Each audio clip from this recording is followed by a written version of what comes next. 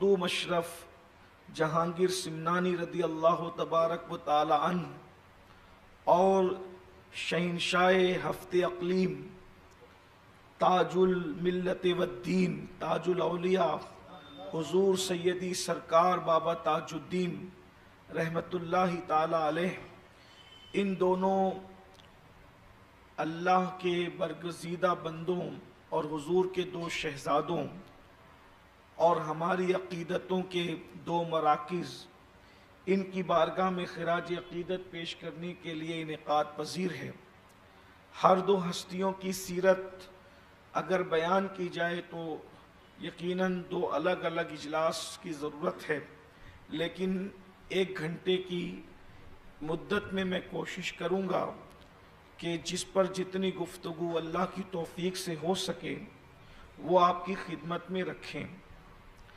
اولیاء اللہ سے جڑنے کا فائدہ یہی ہے کہ اگر آپ ان کا ذکر کرتے ہیں، حدیث پاک میں آتا ہے کہ صالحین کے ذکر کے وقت رحمتوں کا نزول ہوتا ہے اور صالحین کا ذکر کرنے سے گناہ معاف ہوتے ہیں، اللہ والوں کے ذکر سے گناہوں کی مغفرت ہوتی ہے۔ صوفیہ فرماتے ہیں یہ اللہ والوں کا ذکر اللہ کے لشکروں میں سے ایک لشکر ہے، جب تم اللہ والوں کا ذکر کرتے ہو تو تمہارا دل زندہ ہوتا ہے۔ اللہ والوں کی شان بہت بڑی ہے، اور علامہ جلال الدین رومی جنہیں دنیا مولائے روم کہتی ہے، وہ فرماتے ہیں کہ ولیوں کے ساتھ ایک صحبت، ایک لمحے کی صحبت، ولی کے ساتھ ایک لمحے کی صحبت 100 سال کی بے ریا عبادت سے بہتر ہے۔ یک ساعت صحبت با اولیاء، یک ساعت صحبت با اولیاء بہتر از 100 سالہ طاعت بے ریا، کہ اللہ والوں کے ساتھ ایک لمحے بیٹھنا 100 سال کی بے ریا عبادت سے بہتر ہے۔ تو اب اللہ والے زمین کے اوپر ہوں تو ان کے ساتھ بیٹھو، تو اللہ ایک لمحے، ایک لمحہ کسے کہتے ہیں؟ اور پھر وہ بھی آپ کتنی عبادت کر لیں، عبادت کرنے کے بعد جب آپ عبادت کر لیں، 100 سال کریں، 200 سال کریں، 500 سال کریں، اور عبادت کے بعد صرف ایک خیال آ جائے کہ میں نے کتنی عبادت کی، لوگ میری تعریف کریں، تو اس سے آپ کی ساری عبادت برباد ہو جاتی ہے۔ لیکن عارف رومی کہتے ہیں ایک لمحہ اللہ والے کے ساتھ گزار دینا 100 سال کی صرف عبادت سے نہیں بلکہ بے ریا عبادت سے بہتر ہے۔ اور جب ولی زمین کے اوپر ہو تو بھی اس کی صحبت کا وہی فائدہ ہے، اور ولی زمین کے اندر ہو تو بھی اس کی صحبت کا وہی فائدہ ہے۔ اور صوفیہ فرماتے ہیں اگر کسی ولی تک پہنچ نہ سکو تو خلوص کے ساتھ اس کا ذکر کرو، جو اس کی صحبت کی برکت ہے وہی اس کے ذکر کی برکت ہے، جو اس کے صحبت کی برکت ہے وہی اس کے ذکر کی برکت ہے۔ اب اللہ والوں کا ذکر کیجئے، صحبت یافتہ کی جو برکتیں، صحبت کی جو برکتیں آپ کو نصیب ہو سکتی تھی وہ ولی کے ذکر سے ہوگی، لیکن ولی کا ذکر خلوص کے ساتھ ہو۔ ہم کتنے خوش نصیب ہیں کہ اللہ تبارک و تعالیٰ نے کیسے کیسے اولیاء ہماری جماعت میں پیدا فرمائے ہیں، اور اللہ کا شکر ہے کہ صرف ہماری ہی جماعت میں اولیاء موجود ہیں، ہماری جماعت کے علاوہ اولیاء کسی جماعت میں موجود نہیں ہیں۔ لوگوں نے بہت اولیاء ہم سے چھیننے کی کوشش کی، چرانے کی کوشش کی کہ یہ فلاں ولی ہمارے ہیں۔ ہم نے کہا اگر آپ کے ہیں تو صرف نام سے تو آپ کے نہیں ہو سکتے، کیا عقیدہ بھی آپ والا ہے؟ کہ اگر آپ یہ کہتے ہیں کہ اشرف سمنہ ہمارے ہیں تو اشرف سمنہ والا عقیدہ تمہارا ہے؟ اگر شیخ عبد القادر جیلانی تمہارے ہیں تو کیا غوث اعظم والا عقیدہ تمہارا ہے؟ بتاؤ۔ اگر کوئی کہتا ہے کہ غوث پاک حنبلی تھے، رفع یدین کرتے تھے، ہم بھی کرتے ہیں، تو وہ ہمارے ولی ہیں۔ ہم نے کہا صرف رفع یدین سے کوئی کسی کا نہیں ہو جاتا۔ غوث پاک تو یہ کہتے ہیں نظرت الی بلاد اللہ جمعا کخردۃ علی حکم اتصالی، کہ میں اللہ کے شہروں کو ایسے دیکھتا ہوں جیسے تم ہتھیلی پہ رائی کا دانہ دیکھتے ہو۔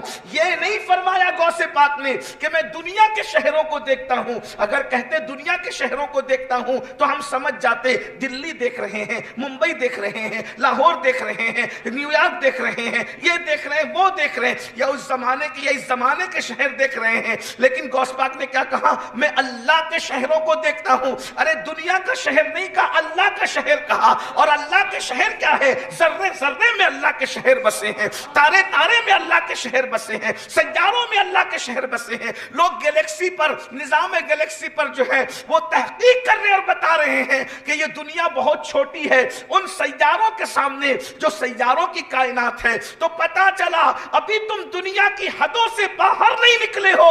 اللہ کا ولی تو دنیا کے پرے دیکھ رہا ہے, یہ اس کی نگاہوں کا عالم ہے. اللہ اکبر. اندازہ فرمائے تو ایسے ایسے اولیاء اپنے یہاں موجود ہیں, اور انہی اولیاء میں سے ایک نام ہے تارک السلطنت قدوۃ الکبریٰ سیدنا مخدوم اشرف جہانگیر سمنانی رضی اللہ تعالیٰ عنہ کا. اور بعد میں پھر ذکر آئے گا بابا تاج الدین رحمت اللہ علیہ کا. پہلے اپنے جوانوں کو میں ایک بات مطمئن کرنے کے لیے کہہ دوں, اس لیے کہ آج دلیلوں کا دور ہے, آج دور دلیلوں کا ہے. جب ہم کوئی کرامت کی بات کرتے ہیں لوگ اس کا انکار کر دیتے ہیں, لوگ اس کا مذاق اڑاتے ہیں کہ کرامت کا اسلام میں کیا تعلق. تو ہم لوگوں کو بتاتے ہیں, صرف ایک بات کہتا ہوں, لمبی چوڑی نہیں, کیونکہ گھنٹے بھر میں بات ختم کرنی ہوگی. اب ہمارے شہر کے لوگ 10 بجے کے بعد تقریر سننے کے عادی نہیں رہ گئے, جب سے 10 کی پابند. تو میں بھی کوشش کرتا ہوں کہ اتنا ان کو لمبا نہ بٹھایا جائے, لیکن بہرحال مسجد میں ہے تو 11 بجے تک چلا لیتے ہیں. مگر ایک بات سنیے, ہم لوگوں کا جو اہل سنت کا عقیدہ ہے, ہم کبھی یہ عقیدہ نہیں رکھتے کہ ولی اپنی طاقت سے سنتا ہے, بلکہ ولی ہو کوئی ہو, اللہ کے اذن کے بغیر کوئی ہل بھی نہیں سکتا. یہ ہمارا عقیدہ ہے. اگر کوئی یہ عقیدہ رکھتا ہے کہ اللہ کے اذن کے بغیر کوئی ہل بھی سکتا ہے, کرامت اور دوسری چیزیں تو دور کی بات, ہم اس کو مشرک مانتے ہیں.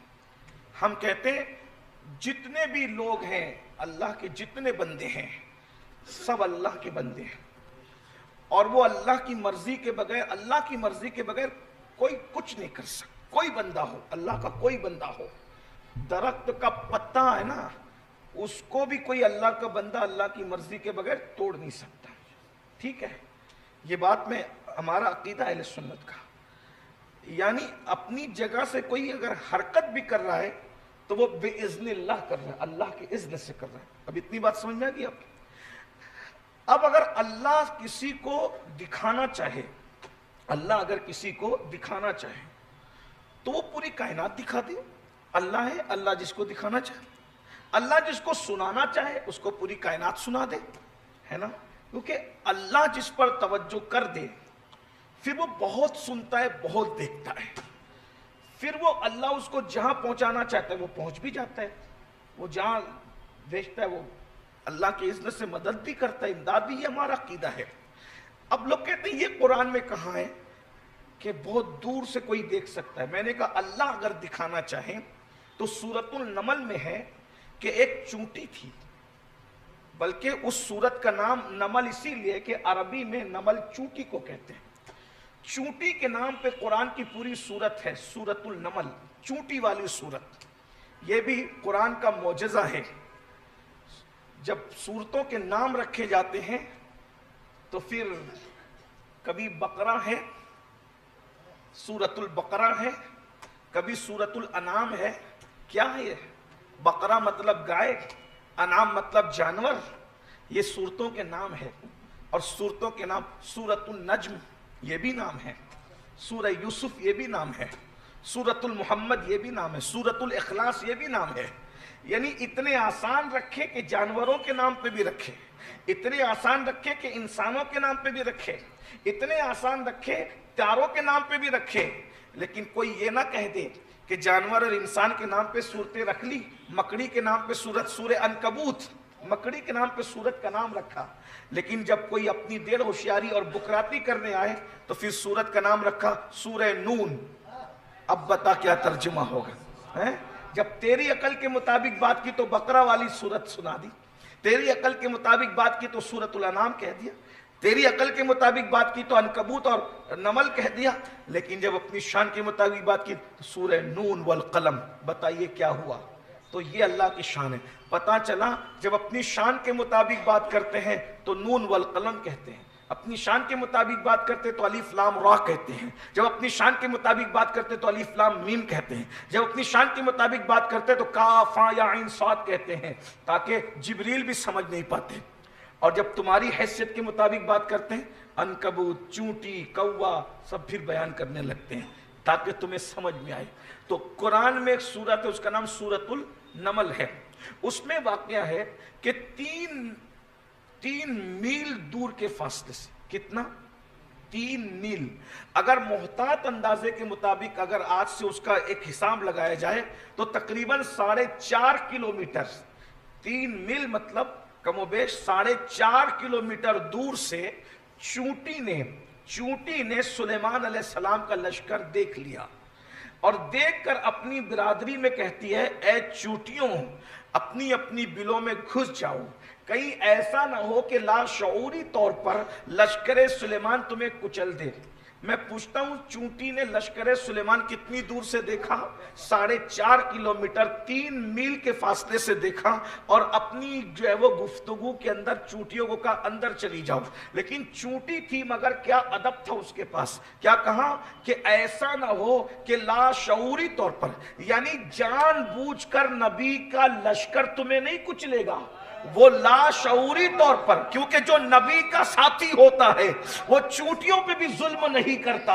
توجہ فرمائیں، جو نبی کا ساتھی ہوتا ہے وہ چونٹیوں پہ بھی ظلم نہیں کرتا۔ تو سلیمان کا صحابی جب چونٹی پہ ظلم نہیں کر سکتا تو مصطفیٰ کا صحابی آل محمد پہ ظلم کیسے کر سکتا؟ نعرہ تکبیر، نعرہ تکبیر، عظمت صحابہ، نعرہ تکبیر، نعرہ حیدری، ماشاءاللہ۔ جو بدبخت کہتے ہیں کہ سیدہ فاطمہ کا دروازہ توڑا گیا تھا، میں نے کہا چونٹی کو عقل آ گئی، تجھے عقل کب آئے گی؟ چونٹی کہہ رہی ہے کہ سلیمان علیہ السلام کا لشکر لاشعوری طور پر تمہیں کچل نہ دے، اس لیے تم اپنی اپنی بلوں میں گھس جاؤ، یہ کہا، اور سلیمان علیہ السلام نے سن لیا،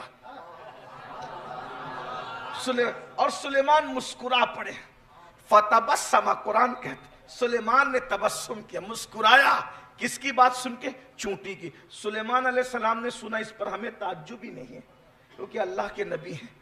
معاملہ یہ ہے کہ چونٹی نے دیکھا کیسے؟ چونٹی کی تو آنکھ بھی ہماری آنکھ، بلکہ ہماری آنکھ کے برابر پوری چونٹی نہیں ہوتی، ہماری آنکھ کے برابر پوری چونٹی نہیں، لیکن اللہ نے اس کو دکھانا تھا، دکھا دیا۔ تو اگر اللہ چونٹی پر کرم کر دے تو 4.5 کلومیٹر تک وہ چونٹی دیکھ لے، اگر اللہ اپنے کسی ولی پہ کرم کر دے تو پھر اللہ کتنا دکھاتا۔ یہ قرآن ہے نا، قرآن ہے، اگر آپ قرآن کو مانتے ہو تو پھر مانو۔ اور اسی سورۃ النمل میں یہ بھی ہے، میں تھوڑا سا دور چلا جا رہا ہوں، مجھے نہیں جانا چاہیے، لیکن چونکہ اشکالات بہت پیدا کر دیے گئے ہیں کہ بھی ہم کہتے ہیں کہ کوئی کیسے مدد کر سکتا ہے۔ آپ پکارو گے تو آپ تو خوشامد پورا میں ہو، تو آپ پکارو گے یا مخدوم سمنہ ہماری مدد کرے، پہلی بات تو ہمارا عقیدہ یہ ہے کہ وہ روحانی طور پہ مدد کرتے، اللہ کا ولی روحانی طور پہ مدد۔ اور شاہ عبدالحق محدث دہلوی لکھتے ہیں کہ روح کے لیے دور اور نزدیک یکساں ہیں، روح کے لیے کوئی چیز دور نہیں، کوئی چیز قریب نہیں، کوئی چیز دور نہیں، کوئی چیز قریب نہیں۔ میں اب آئی گئے ہیں تو آتے ہیں، ایک روح کیسے سنتی ہے، روح کیسے سنتی ہے۔ ہم لوگ جب قبرستان جاتے ہیں تو قبرستان کے دروازے پہ دعا لکھی ہے، السلام علیکم یا اہل القبور یغفر اللہ لنا ولکم وانتم سلفون ونحن بالعصر، یہ سلام ہے۔ اور بھی حدیثوں میں سلام والی دعائیں آئی، لیکن یہ دعا ہمارے قبرستان کے دروازے پر لکھی ہوئی ہے، السلام علیکم یا اہل القبور۔ لوگ کہتے ہیں یا کہہ کے نہیں پکارنا چاہیے، لیکن وہاں یا ابھی تک موجود ہے، ہاں لیکن یا اہل القبور، یا اے قبر والو تم پر سلام، ٹھیک ہے۔ اب قبرستان کتنا بڑا ہے اپنا، پہلی قبر مولانا اسحاق کی، ادھر آخری قبر ناگا حکیم کی، ایسے ہی صحیح کہہ رہا ہوں، اور بھی ہے لیکن پہچان والی قبر بتا دیا۔ پہلی قبر مولانا اسحاق کی، آخری قبر ادھر ناگا حکیم کی. الٹے ہاتھ کی طرف دیکھ لے تو پہلی قبر غلام نبی بابا کی.